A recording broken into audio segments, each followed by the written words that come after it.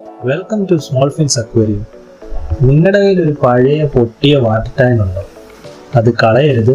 നമ്മൾ ഇന്നത്തെ DIY project ആയിട്ട് ചെയ്യുന്നത് ഈ പഴയ വാട്ടർ ടാങ്ക് എടുത്ത് നമ്മളൊരു അടിപൊളി ഫിഷ് പോണ്ട് ആക്കാൻ പോവാണ്. അപ്പോൾ നമുക്കൊന്ന് നോക്കിയാലോ.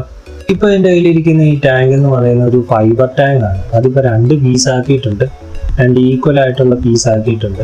അപ്പോൾ നിങ്ങൾക്കിപ്പോൾ കണ്ടാലറിയാം ഇതിൻ്റെ അകത്തെ ലെയർ എല്ലാം ഫുള്ള് ഡാമേജ് ആണ്.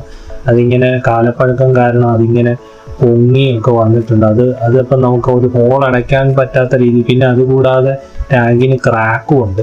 അപ്പോൾ അതെല്ലാം നമുക്കിന്ന് ശരിയാക്കിയിട്ട് വേണം ബാക്കി പരിപാടി നോക്കാൻ.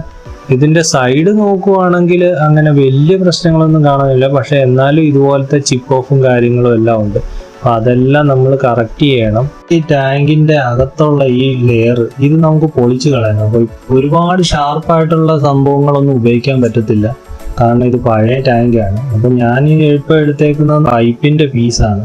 അത് വെച്ച് ജസ്റ്റ് അങ്ങോട്ടും ഇങ്ങോട്ടും പിടിക്കുമ്പോഴത്തേക്കിന് അതിങ്ങനെ ആ പാളി എടുത്തെടുത്ത് പോരുന്നുണ്ട്. അപ്പോൾ അതെല്ലാം ഒന്ന് ക്ലീൻ ചെയ്ത് റെഡിയാക്കി അതൊന്ന് ഫ്ലാറ്റ് ആക്കിയിട്ട് വേണം ബാക്കി പരിപാടിയൊക്കെ ചെയ്യാൻ.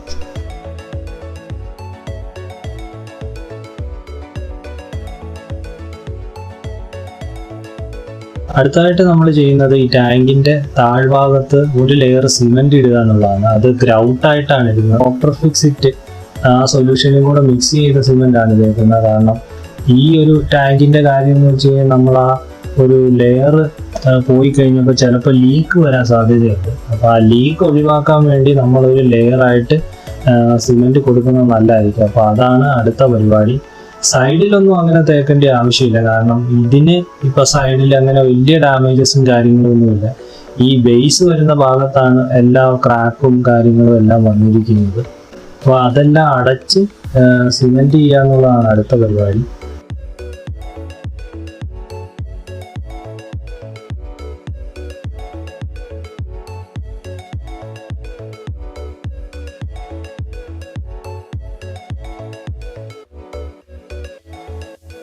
സിമെന്റിന്റെ പരിപാടി എല്ലാം കഴിഞ്ഞിട്ടുണ്ട്. ഇതെല്ലാം ഉണങ്ങി ഇപ്പൊ സെറ്റ് ആയിട്ടുണ്ട്.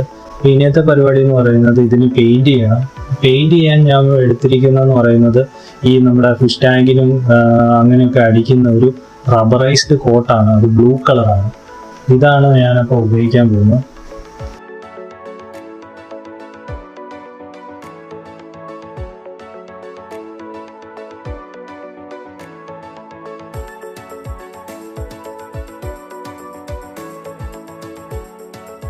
ഈ ഒരു കോട്ട് കൊടുക്കാനുള്ള കാരണം എന്ന് വെച്ചാൽ മാക്സിമം നമുക്ക് നമ്മുടെ പറഞ്ഞല്ലോ ഒരു പഴയ ടാങ്കാണ്. അപ്പോൾ പഴയ ടാങ്ക് ആകുമ്പം എന്തെങ്കിലും ഒരു കാരണത്തിൽ അവിടെ എവിടെയെങ്കിലും ഒരു ലീക്ക് ഉണ്ടെന്നുണ്ടെങ്കിൽ അത് ഈ ഒരു കോട്ട് കൊണ്ട് ക്ലിയർ ആയിട്ട് കിട്ടും. ഇതൊരു റബ്ബറൈസ്ഡ് കോട്ട് ആയതുകൊണ്ട് തന്നെ ഇങ്ങനെ ചെറിയ മൈന്യൂട്ടായിട്ടുള്ള ലീക്കും ക്രാക്കും ഒക്കെ ഇത് ഒന്ന് അടയ്ക്കും. കാരണം നമ്മൾ സിമെന്റ് ചെയ്തെന്ന് പറഞ്ഞാൽ ഇതൊരു extra protection, extra water proofing ആയിട്ട് കൊടുക്കുന്നതാണ്. പിന്നെ നമ്മുടെ പഴയ ടാങ്കാണ്, അപ്പം ഇതടിച്ചു കഴിയുമ്പോൾ കുറച്ചും കൂടെ ഒരു ലുക്കും എൻഹാൻസ് ചെയ്യാൻ പറ്റും.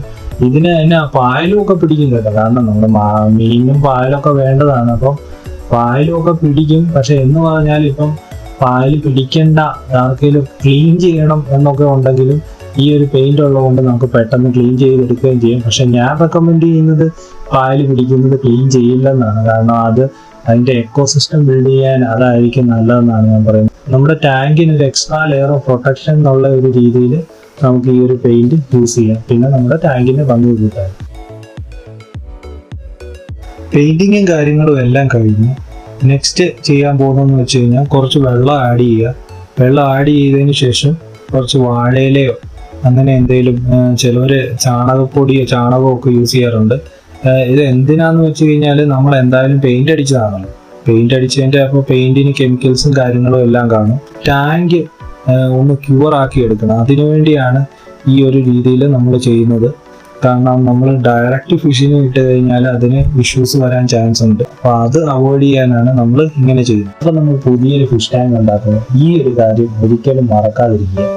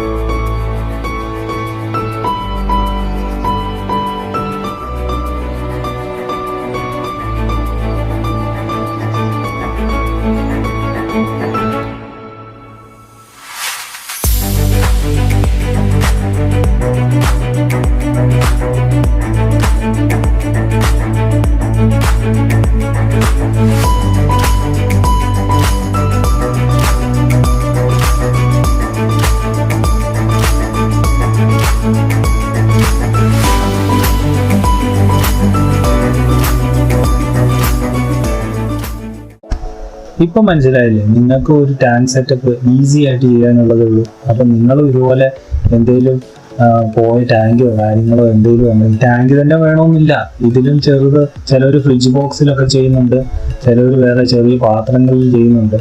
അപ്പോൾ എന്തിലും മെത്തേഡ് ഇതൊക്കെ തന്നെയാണ്. അപ്പം നിങ്ങൾക്ക് ഇതൊന്ന് ട്രൈ ചെയ്ത് നോക്കാവുന്നതാണ്. അപ്പോൾ എല്ലാവർക്കും എൻ്റെ ഈ ചെറിയ വീഡിയോ ഇഷ്ടപ്പെട്ടെന്ന് വിചാരിക്കുന്നു.